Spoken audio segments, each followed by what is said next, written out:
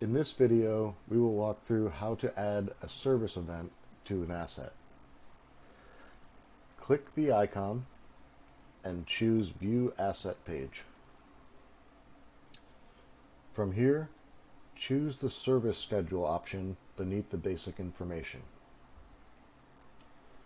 Select the date on the calendar for your service event. Give your service event a title. Schedule which day and what time it needs to be. Choose your time zone.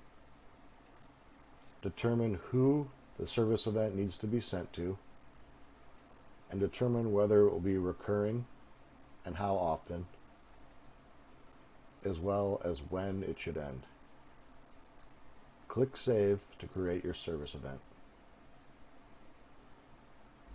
Your service event is now scheduled